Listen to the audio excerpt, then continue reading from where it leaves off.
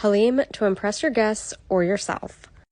Now, everybody loves Haleem, but I think the process of making it can be intimidating for some. So today I'm going to break it down step by step. Before we start, my recipe requires no soaking of the wheat or the dal the night before, so you can make it the same day you want to eat it. Let's get started.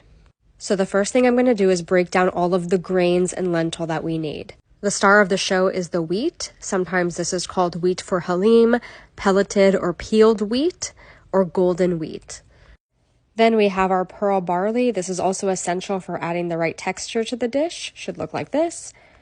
So then chana dal is a must-have, but the other types of dal, you can use what you have. I use masoor dal. You can also use split moong dal or split urad dal. You could also do a mix, like this is half a cup of masoor dal. You could do a 4th cup masoor dal and then a 4th cup of one of the other types of dal. It's completely up to you. And then, like I said, we don't have to soak any of this overnight, but you do need to soak it for about 30 minutes before you start cooking. So soak it for as long as you can. Here, I really only did 30 minutes. So we're using everybody's favorite, the Instant Pot. I put it on saute mode and I'm adding some vegetable oil. And then I add my meat. This is 2 pounds of meat here.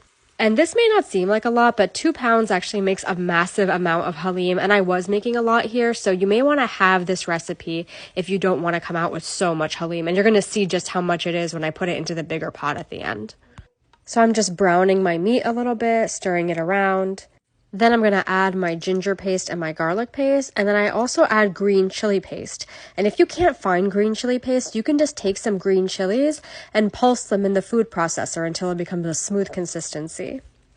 And then we add our shan masala. This is the Haleem mix, and here I'm adding 2. So if you're going to have this recipe, just use 1 packet of shan masala.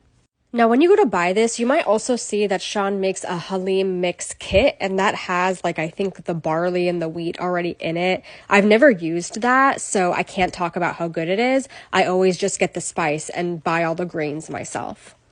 So we're going to stir this around, get all the spices nice and toasted for a little bit, and then we're going to add some plain yogurt. And then we add some fried onions. This is the pre-packaged type of fried onions. You can find them at any Desi grocery store. And then we're going to stir that all in. Now we're going to add the drained wheat, barley, and the different dals. And then stir all of that together really well. Now we're going to add water all the way up to the pressure cooker max line. Then once you add the water, stir it again one more time really, really well. And then we're going to pressure cook this for 30 minutes on high. So even though I use the prepackaged fried onions in the Haleem itself, as a topping, I like to fry fresh onions. So what I do is I just cut half of a large white onion, and then I'm going to slice that into thin slices, and then I'm going to fry that until it's golden brown, and then set it off to the side to use as a topping for the Haleem later. So after 30 minutes, we can release the pressure and lift the lid on our Instant Pot. And while I'm doing that, I just want to mention that the cut of meat that I used is top round, because people have asked me that in my other videos. So what I'm going to do is I'm going to take all the meat out of this using a slotted spoon. The reason we take it out is because we're actually going to use an immersion blender in a little bit to halfway blend the mix of the wheat and the dal, but we don't want to blend the meat. We want the meat to be shredded, not pulsed. So we have to take it out and shred it by hand. The meat will be tender enough that it just starts to fall apart as you shred it with the forks. So for the next step, there just isn't enough room in the Instant Pot to add enough water to get the consistency that we need. So we're going to transfer the Haleem to a pot on the stove. And we're going to use an immersion blender to blend the Haleem to the consistency that we want. Now, some people like their Haleem blended completely smooth, and you can do it that way. I like it to have a little bit more texture, so I blend it about 2/3 of the way. I like to still have some of those pieces of the wheat and the barley in there. So the next step is to add hot water to make it less thick. So you can also do this to your preference. You just keep adding and stirring until it's the consistency that you like. It's completely up to your preference. And as I was stirring it, I realized I wanted it a little bit smoother. So I took my immersion blender back out and I blended it a little bit more. So it's really up to your judgment. But let me just tell you, this was an arm workout. I was definitely sore the next day.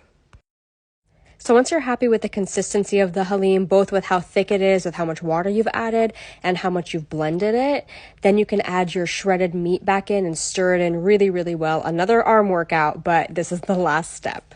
Okay, I lied. There is more that you have to do. That is preparing all of the toppings for the Haleem. So it's usually julienne ginger, some limes or lemons for juice, and green chilies and your fried onions. So this is the funnest part, which is decorating your serving platter.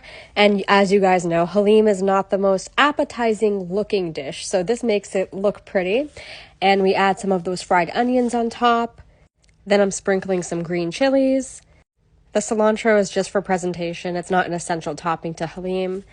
And then we have our ginger. And finally, our limes. Some also like a little bit of chopped masala, so you could put that on the side as well. Now look at that gorgeous bowl of Haleem. And everyone, that is how you make